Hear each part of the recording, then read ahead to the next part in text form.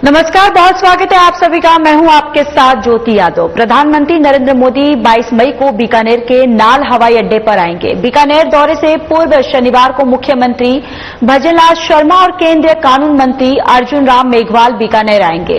बीकानेर में प्रधानमंत्री के दौरे से पूर्व तैयारियों का जायजा लेंगे। बताते चले कि 22 मई को पीएम नरेंद्र मोदी, केंद्रीय रेल मंत्री अश्विनी वैष्णव देशनोक आएंगे और पीएम के दौरे को लेकर राज्य सरकार और जिला प्रशासन तैयारियों में जुट गया है।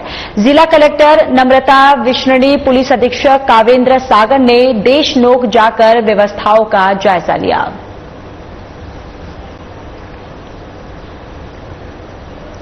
मुख्यमंत्री भजनलाल शर्मा के 19 मई के प्रस्तावित अलवर दौरे की तैयारियों की गुरुवार को पर्यावरण और वन राज्य मंत्री संजय शर्मा ने समीक्षा की। उन्होंने जिला मुख्यालय पर सरस डेयरी मैदान में प्रस्तावित किसान सम्मेलन और मोती डुंगरी में महाराणा प्रताप की प्रतिमा का अनावरण कार्यक्रम के सभा स्थल का दौरा कर तैयारियों का जायजा लिया।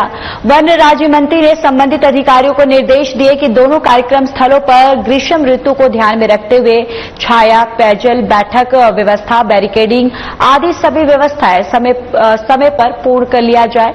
उन्होंने सभा स्थल पर समुचित साफ सफाई व्यवस्था, मेडिकल टीम, शौचालय, सुरक्षा व्यवस्था, यातायात और पार्किंग की व्यवस्थाएं सुनिश्चित करने के निर्देश दिए।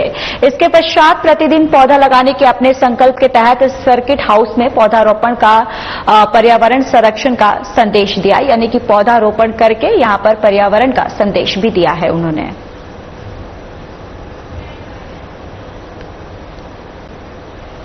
राजस्थान विधानसभा अध्यक्ष वासुदेव देवनानी ने नारायण सिंह सर्किल स्थित पिंक सिटी प्रेस क्लब के सभागार में मनोज माथुर और फाउंडेशन की ओर से आयोजित मनोज माथुर अवार्ड समारोह में शिरकत की। देवनानी ने दीप प्रज्वलित कर समारोह का शुभारंभ किया। इस दौरान देवनानी ने मनोज माथुर फाउंडेशन को 1 लाख रुपये धनराशि दिए जाने की घोषणा की। समारोह में मुख्यमंत्री भजनलाल शर्मा का संदेश भी पढ़कर सुनाया गया। मुख्यमंत्री ने पत्रकारिता में उत्कृष्टता को प्रोत्साहन प्रदान करने के लिए प्रतिदिन प्रदान किए गए अवार्ड पुरस्कारों की सराहना की। समारोह में मनोज माथुर के जीवन पर आधारित वृत्त चित्र दिखाया गया।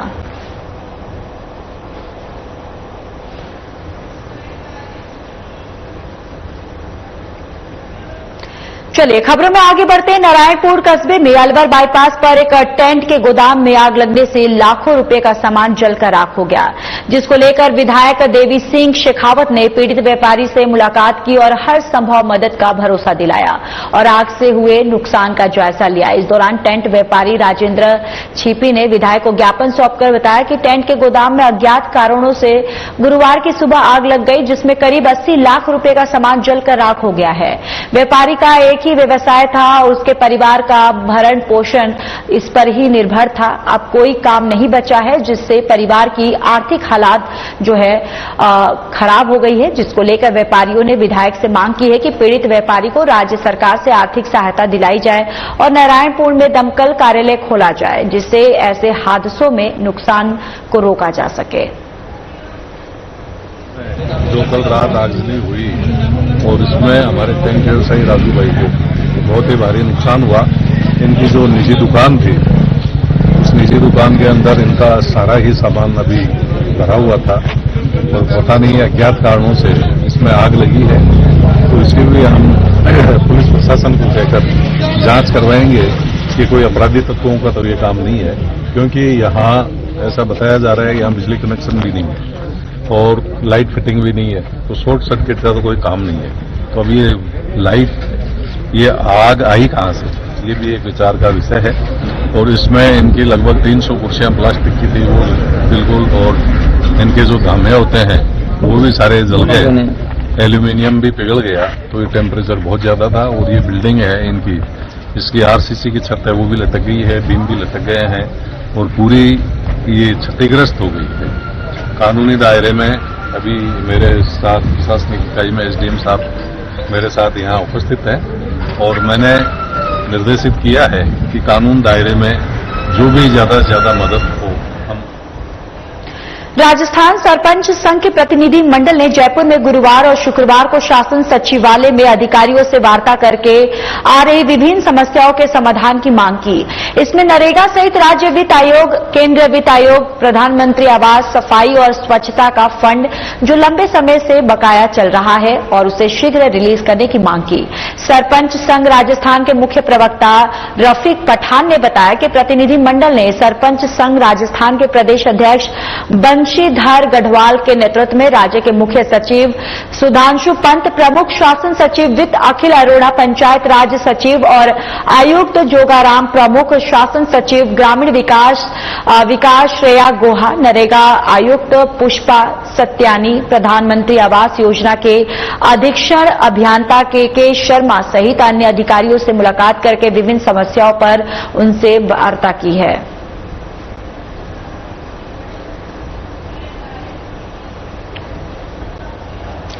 तो वहीं ऊर्जा राज्य मंत्री हीरालाल नागर ने कहा कि मुख्यमंत्री भजनलाल शर्मा के नेतृत्व में राजस्थान अक्षय ऊर्जा क्षेत्र में देश का अग्रणी राज्य बन गया है। उन्होंने राजस्थान रिन्यूएबल एनर्जी कॉन्क्लेव में कहा कि 2030 तक भारत को 500 गीगावाट नवीकरण ऊर्जा उत्पादन का लक्ष्य प्राप्त करने में राजस्थान की भूमिका सबसे अहम होगी। वर्तमान में राज्य में 4,630 मेगावाट का सोलर पार्क स्थापित हो चुके हैं, जबकि 10,450 मेगावाट निर्माणाधीन है। राजस्थान को सोलर उपकरण निर्माण का हब बनाने का प्रयास जारी है। कॉन्क्लेव में विद्युत विनियामक आयोग के अध्यक्ष डॉक्टर राजेश शर्मा, पूर्व सचिव दीपक गुप्ता और आरईडीएस के एमडी ओम प्रकाश कसेरा ने राज्य की ऊर्जा क्षमता की सराहना की। उन्होंने ग्रामीण क्षेत्र में सौर ऊर्जा के लाभ, green hydrogen, waste to energy जैसी योजनाओं की संभावनाओं पर भी प्रकाश डाला। कार्यक्रम में कई हितधारकों ने राज्य सरकार के प्रयासों की प्रशंसा की।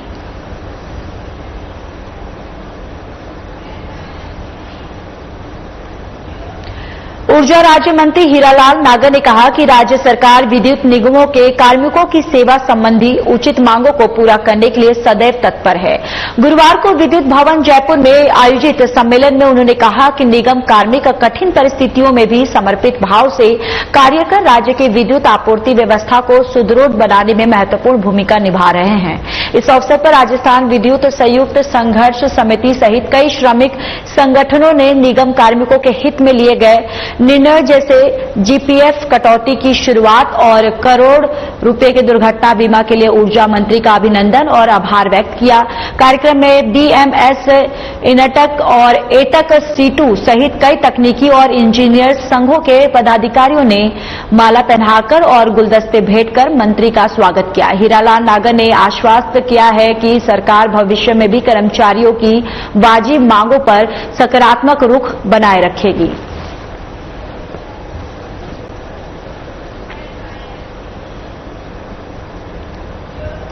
तो वहीं बीएसएफ और आईजीएमएल गर्ग ने मीडिया से बातचीत की और बताया कि भारत पाक सीमा पर फिलहाल शांति का माहौल है। हमारे बीएसएफ के जवान सीमाओं पर लगातार मुस्तैद है। लोगों को घबराने का बिल्कुल भी जरूरत नहीं है। गर्ग ने कहा कि न केवल राजस्थान बल्कि पूरा वेस्टर्न बॉर्डर सुरक्षित है। भारत ने पाक को मुंहतोड़ जवाब देने का काम किया था। सीमा सुरक्षा बल के जवानों ने भी इसमें अहम भूमिका निभाई थी और इसके अलावा उन्होंने कहा कि वायरल होने वाली भ्रामक पोस्ट से बचने की कोशिश करें और इस वक्त लोगों को बरगलाने कोशिश की जा सकती है और ऐसे में किसी की बातों में ना आकर सरकार और जिला प्रशासन के आदेशों का पालन करें।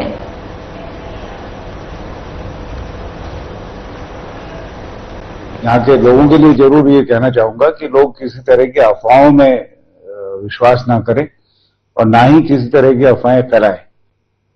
सरकार और जो एडमिनिस्ट्रेशन है, सिविल एडमिनिस्ट्रेशन अगर कोई डायरेक्शंस देता है तो उसको फॉलो करें और किस तरह से डरे नहीं, परेशान ना हो।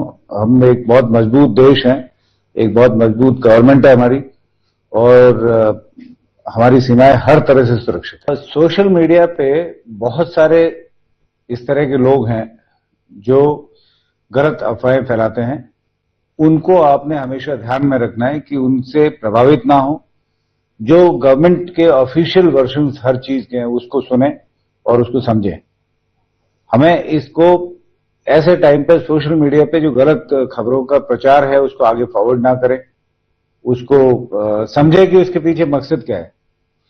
अगर हमारी कंट्री एक मजबूत कंट्री है जिसमें आप खुद समझ सकते हैं कि अगर कोई इस तरह का कोई झूठ बोल रहा है तो सामने दिखाई देगा कि ये सच नहीं है। तो मैंने वही जो पहले कहा आपको कि आप किसी तरह के सोशल मीडिया के भ्रामक चीजें जो फैलाई जाती है उस पर इसको ना देखें, ना सुने और ना ही उससे प्रभावित हों और ना ही उसको किस तरह से फॉरवर्ड करें। देखिए, राजस्थान बॉर्डर पूरे राजस्थान की सीमा एकदम सुरक्षित है। बीएसएफ पूरी चौकसी के साथ ड्यूटी कर रही है और कहीं पे भी कोई समस्या नहीं है। हर तरह से हमारी सीमाएं सुरक्षित है। राजस्थान ही नहीं, पूरा वेस्टर्न बॉर्डर पूरी तरह से सुरक्षित है।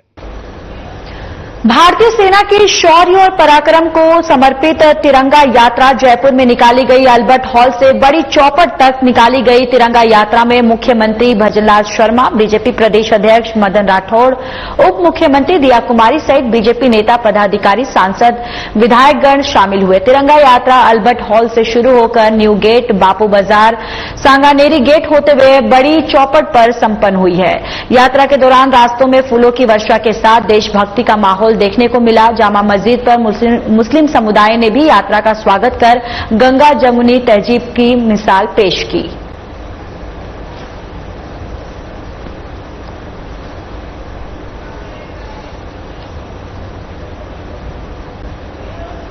बारां जिले की थाना सदर पुलिस ने 1 साल से फरार चल रहे 10,000 रुपए के इनामी अपराधी को गिरफ्तार किया। आरोपी नाबालिग से दुष्कर्म के मामले में वांछित था, जिसके विरुद्ध पॉक्सो एक्ट से स्थायी वारंट जारी है। पुलिस अधीक्षक कुमार चौधरी ने बताया कि आरोपी पप्पू मोगिया के विरुद्ध थाना सदर में पॉक्सो एक्ट के तहत मामला दर्ज हुआ था, जिसमें यह फरार चल रहा था।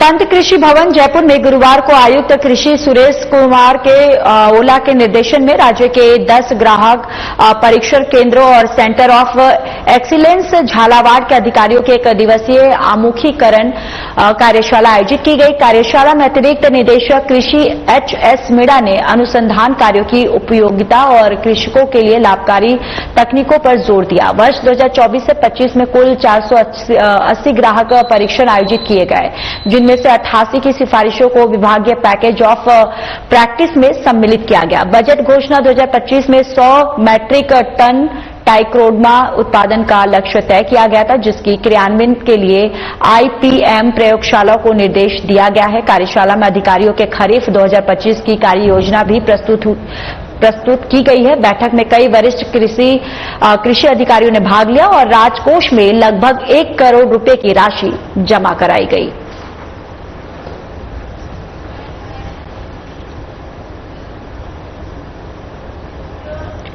चलिए खबरों में आगे बढ़ते हैं। जिला कलेक्टर डॉक्टर सौम्या झा की अध्यक्षता में भारत निर्माण सेवा केंद्र में जिला स्तरीय मासिक जन सुनवाई आयोजित हुई है। जन सुनवाई में लगभग 130 लोग अपनी समस्या लेकर पहुंचे।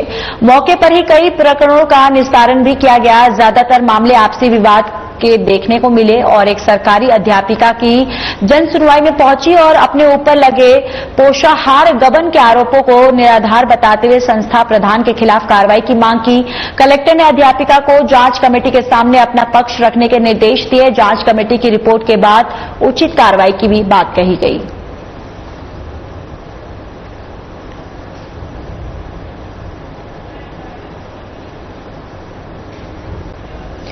युवा कांग्रेस टोंक की संगठनात्मक समीक्षा बैठक डाक बंगला में प्रदेश प्रभारी राजस्थान के मनीष चौधरी की अध्यक्षता में हुई है। बैठक में युवा कांग्रेस कार्यकर्ता ने मुखरता से अपनी बात रखी। कई समस्याओं के प्रदेश प्रभारी को अवगत करवाया गया। बैठक में मनीष चौधरी ने पंचायत और वार्ड लेवल तक संगठन पहुंचे, इसके लिए दिशा निर्देश दिए गए। बीजेपी द्वारा कांग्रेस सरकार की योजनाओं को बंद करने वाले मुद्दों पर विस्तार से चर्चा की गई। संगठन सजग अभियान चलाया जा रहा है, जिसको लेकर आवश्यक दिशा निर्देश देकर सफल बनाने पर जोर दिया। बैठक के बाद जिला कांग्रेस कमेटी की ओर से तिरंगा यात्रा भी निकाली गई, जिसमें कांग्रेस कार्यकर्ताओं ने भाग लिया। ये तिरंगा यात्रा घंटा घर से पैदल गांधी पार्क तक गई।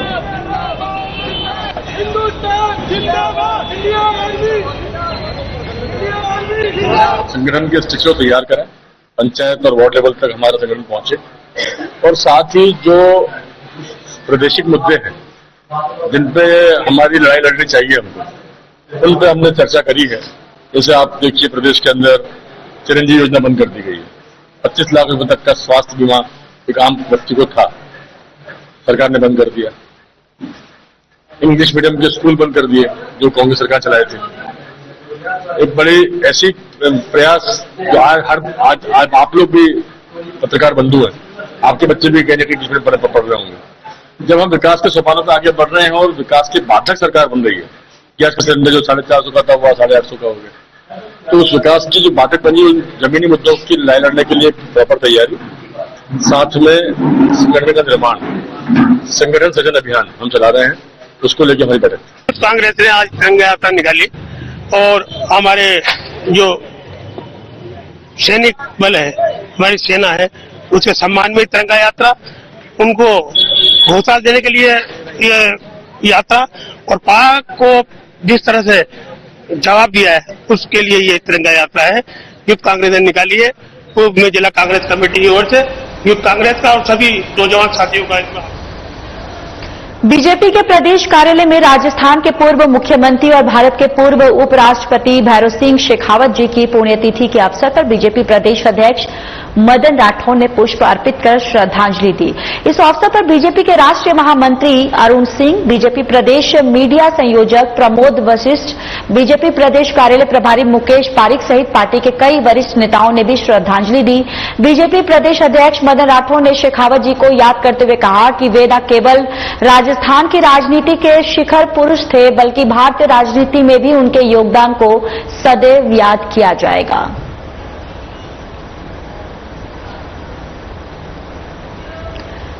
बचपन एक कच्चे घड़े के समान होता है और इस उम्र में जो भी सीखा जाता है वो बच्चे के मन मस्तिष्क पर स्थायी प्रभाव छोड़ता है और ऐसे में कलात्मक गतिविधियों का प्रशिक्षण बच्चों के मानसिक विकास में सहायक होता है। इसी उद्देश्य से जवाहर कला केंद्र की ओर से ग्रीष्मकालीन अवकाश के अवसर पर हर साल आयोजित होने वाले जूनियर समर कैंप का शुभारंभ हुआ। इस बार कैंप में 400 से अधिक बच्चों ने भाग लिया। केंद्र की अतिरिक्त महानिदेशक अलका मीणा ने कैंप का उद्घाटन किया। उन्होंने कैनवास पर रंगों से लेटेस्ट लर्न एंड फन लिखकर बच्चों को मिलकर सीखने और पूरे उत्साह के साथ आनंद लेने का संदेश दिया। बच्चों को संबोधित करते हुए कहा कि इस कैंप का बच्चे पूरे साल इंतजार करते हैं क्योंकि ये उनकी दैनिक दिनचर्या में थोड़ा आनंद भर देता है। कैंप में विभिन्न कलात्मक गतिविधियों को सीखने से वो स्क्रीन से भी दूर रहते हैं और अपने अंदर छिपे हुनर को निखारने में वो सफल होते हैं।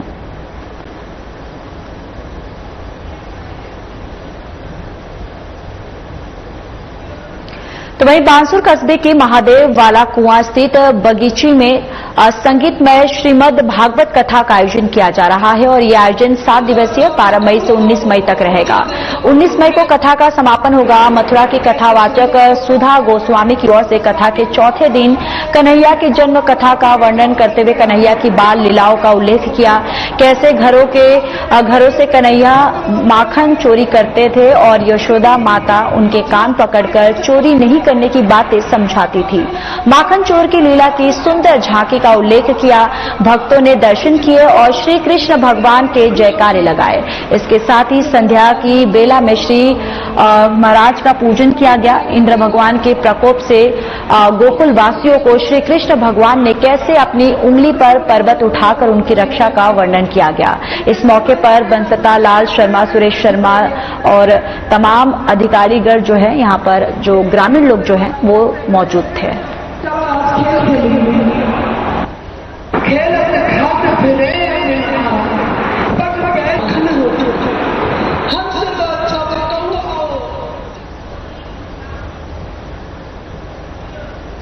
राजगढ़ माचाड़ी सड़क मार्ग के बीच स्थित छारिन धाम हनुमान मंदिर पर अज्ञात चोर ने दान पात्र को निशाना बनाया। अज्ञात चोर ने दान पात्र को तोड़कर नकदी पार की और चोरी की घटना सीसीटीवी में कैद हो गई। तो वहीं राजगढ़ क्षेत्र में आए दिन चोरी और लूट की घटना रुकने का नाम नहीं ले रही और पिछले दिनों अज्ञात चोर 10 चक्का डंपर चोरी कर लेकर गए और एक वृद्ध की जेब से अज्ञात व्यक्ति ने 1 लाख रुपए की नकदी उड़ाई थी।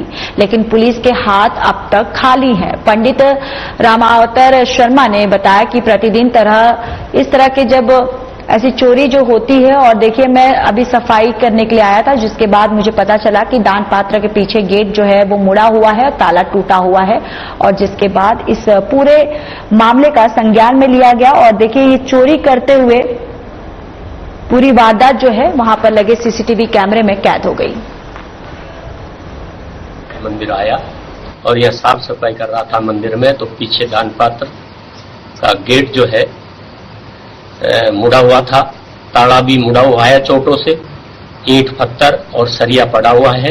किसी अज्ञात चोर के द्वारा दान पात्र के गेट को मोड़ करके और राशि निकाली गई है। कितनी निकाली है ये पता नहीं, ताला खुलने पर पता पड़ेगा। और इसकी जानकारी जब मैंने सीसी फुटेज में देखी तो उसमें लगभग 1:15 बजे के करीब उसका जो है ये हरकत सामने दिख रही है। सीसी फुटेज यदि आप चाहें तो मैं दिखा सकता हूं। पूर्व में भी इस प्रकार की हरकत हो चुकी है। करीबन पिछले मई में 8-10 हजार रुपए अज्ञात चोरों द्वारा निकाल लिया गया, जिसकी चोरी की रिपोर्ट मैंने पुलिस थाने में करवाई थी, जिसका चालान मजिस्ट्रेट के यहां राजगढ़।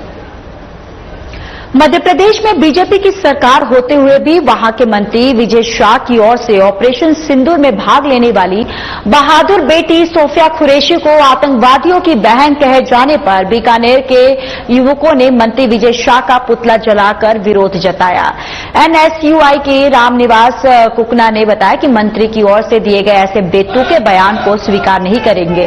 ऐसे मंत्री के खिलाफ देशद्रोह का मुकदमा दर्ज कर गिरफ्तार किए जाने का ज्ञापन लेकर कलेक्टर को सौंपा गया। मध्य प्रदेश के अंदर भारतीय जनता पार्टी के शासित प्रदेश जिसमें बीजेपी की सरकार है, वहां बीजेपी के एक मंत्री विजय शाह द्वारा देश की हमारी वो बहादुर बेटी जिसने ऑपरेशन सिंदूर को अंजाम दिया, ऐसी बेटी को आतंकवादियों की बहन कहा जाता है, उसको देश स्वीकार नहीं करेगा। आज उसके विरोध में मंत्री का सांकेतिक पुतला दहन किया गया। हमारी मांग है, हमने जिला कलेक्टर महोदय के मार्फत राष्ट्रपति महोदय को ज्ञापन सौंपा है और हमने मांग की है कि तत्काल प्रभाव से ऐसे मंत्री के खिलाफ देशद्रोह का मुकदमा दर्ज करके उसकी गिरफ्तारी की जाए। नहीं तो आने वाले समय में बीकानेर से हजारों नौजवान सड़कों पर उतरकर सेना के सम्मान में आर पार की लड़ाई लड़ने का काम। खबर चूरू के सरदार शहर से है, जहां बुकनसर बाड़ा गांव के बाशिंदे पिछले काफी दिनों से भीषण गर्मी में पेयजल संकट जैसी समस्याओं से जूझ रहे हैं। आपको बताते चले कि गांव में काफी दिनों से लोगों को पीने का पानी नहीं मिल पा रहा है। गांव आपड़ी योजना से जुड़ा हुआ है, परंतु इसमें पाइपलाइन से पेयजल की आपूर्ति सरदार शहर से की जाती है। और आपको बताते चले कि ग्रामीण सरपंच श्रवण कुमार शर्मा ने बताया कि गांव में भीषण गर्मी के दिनों में भी नाम मात्रा की पेयजल आपूर्ति दी जाती है, जो ग्रामीणों की आबादी के हिसाब से सही नहीं है। गांव में जेजेएम योजना के तहत वाटर टैंक बना हुआ है, जिसमें पेयजल सप्लाई नाक के बराबर की जाती है, जो ग्रामीणों की जरूरत के मुताबिक सही नहीं है।